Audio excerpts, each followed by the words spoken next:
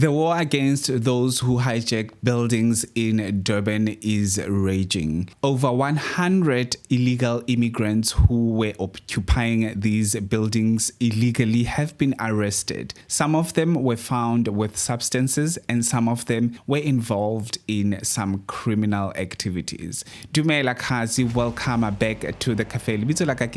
If you're new here, welcome. And if you're a returning Sabi, thank you so much for gracing us with your presence. And if you are here and you see this face for the first time, please do make sure to subscribe and make sure you comment with your own views down below. Before you leave this channel, make sure to like this video. It helps a lot. So let's jump straight into this video.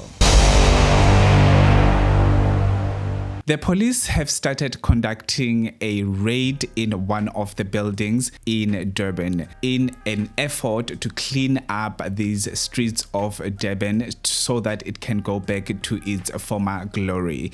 Over 100 illegal immigrants have been arrested. Some of them were found to be selling drugs, and one of the people that were arrested in that building was a kingpin who is involved in extortion and also is playing as if he is the landlord. So all the illegals who are occupying these buildings are paying rent to him.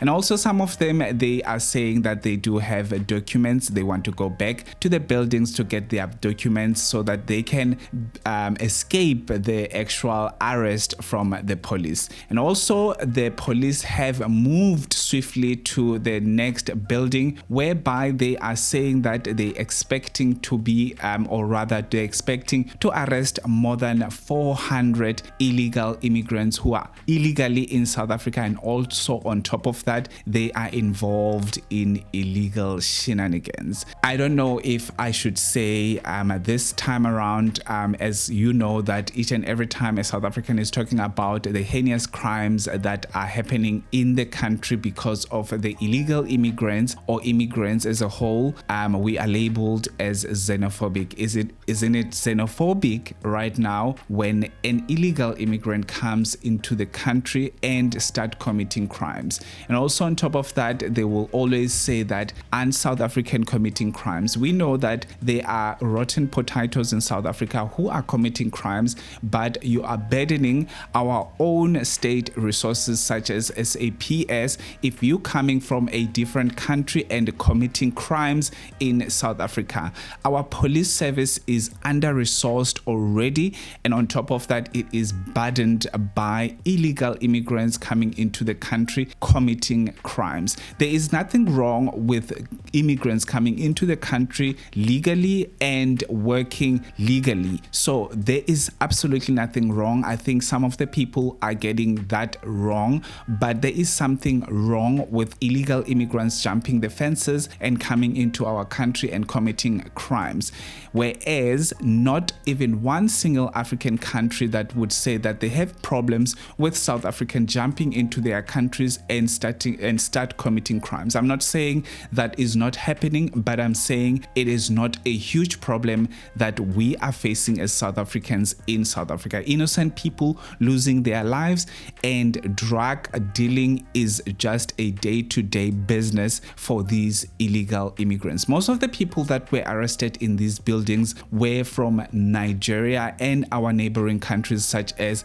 Zimbabwe, Mozambique, and any other countries that are close by. So just tell me, guys, on your side, do you feel like we are taken for a ride because of this Pan-Africanism, or do you think that we just have a country that doesn't have a rule of law, or that doesn't uphold a rule of law? And at this point of time, at the moment, it is said that this raid is one of the biggest raids that they have ever seen in Durban. As you all know, Durban was once the biggest tourist destination, but it has deteriorated throughout the past past couple of years right now, which is now getting surpassed by Cape Town. And also on top of that, I would say if the raid like this would come to places like Cape Town, Belleville, would come to places like Johannesburg,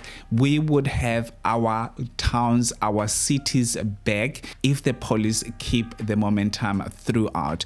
I don't know if the previous Minister of Police was doing the job or he was just in for the money and he was getting something out of these people, because I'm seeing a different approach and a different things that are happening since we have a new administration this year.